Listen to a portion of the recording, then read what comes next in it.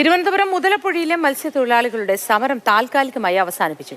പൊഴിയിൽ അടിഞ്ഞുകൂടിയ മണൽ ചൊവ്വാഴ്ച മുതൽ ഡ്രഡ്ജിംഗ് നടത്തി നീക്കം ചെയ്യാം എന്ന ഫിഷറീസ് വകുപ്പിന്റെ ഉറപ്പിനെ തുടർന്നാണ് തീരുമാനം.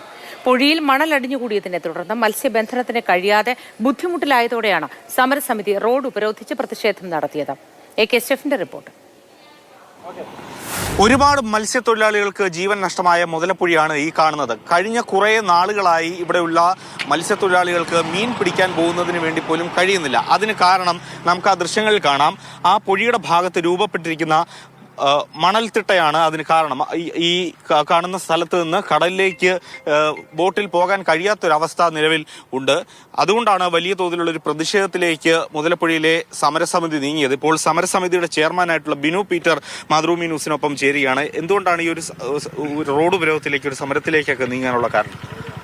ഇത് റോഡ് ഉപരോധത്തിലേക്ക് ഞങ്ങളെ തീർച്ചയായിട്ടും ഇത് വലിച്ച് ഇഴച്ചതാണ്. കാര്യം ഒരിക്കലും ഇങ്ങനെ ജനങ്ങളെ ബുദ്ധിമുട്ടിച്ചുകൊണ്ടോ അല്ലെങ്കിൽ ഗവൺമെന്റിനെ വെല്ലുവിളിച്ചുകൊണ്ടോ ഒരു സമരപരിപാടിക്ക് പോകാൻ ഞങ്ങൾ ഒരിക്കലും ആഗ്രഹിച്ചിരുന്നതല്ല. തീർച്ചയായിട്ടും ഇവിടെ ഇതിനെല്ലാത്തിനും ഉണ്ടായ ഒരു വികാരം എന്ന് പറയുന്നത് വിശപ്പാണ്. ഏതാണ്ട് 2018-19 കൂടിയാണ് അദാനിയുമായിട്ട് നമ്മുടെ ഈ തെക്ക് വശത്ത് കാണുന്ന ബ്രേക്ക് വാട്ടർ ഏതാണ്ട് 150 മീറ്ററോളം പൊളിച്ചുകൊണ്ട് അവർക്ക് ഇവിടെ നിന്ന് പാറ വിഴിഞ്ഞത്തേക്ക് കൊണ്ടുപോകാനുള്ള ഒരു സാഹചര്യം ഗവൺമെൻറ് ഒരുക്കി കൊടുക്കുകയാണ്. 2019 ശേഷം 2020 കൊറോണ സമയത്ത് ഇവിടെ മണൽത്തിട്ട രൂപപ്പെടുകയും മണൽത്തിട്ട രൂപപ്പെട്ട് ഇതേപോലെ ഒരു സാഹചര്യം തന്നെ ഒരുപാട് ആൾക്കാർ ഈ മണൽത്തിട്ടയിലിടിച്ച് വള്ളങ്ങൾ മറിയുകയും ആ മണൽത്തിട്ടയിലിടിച്ച് വള്ളങ്ങൾ മറിഞ്ഞതിൻ്റെ ഫലമായിട്ടാണ് ഇവിടെ പല മരണങ്ങളും സംഭവിച്ചിട്ടുള്ളത്.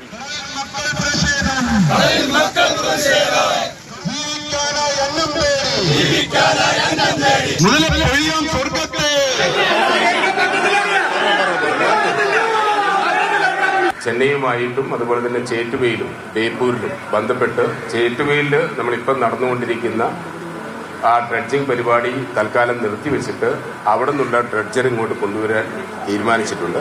തൂത്തുക്കുടിയിൽ നിന്ന് ചെന്നൈ ഭാഗത്ത് നിന്നും കൂടി ഒരു സാൻഡ് എടുത്ത് മാറ്റുന്ന സാൻഡ് പമ്പിങ് കൂടെ എന്റെ കൂടെ വരുന്നുണ്ട്.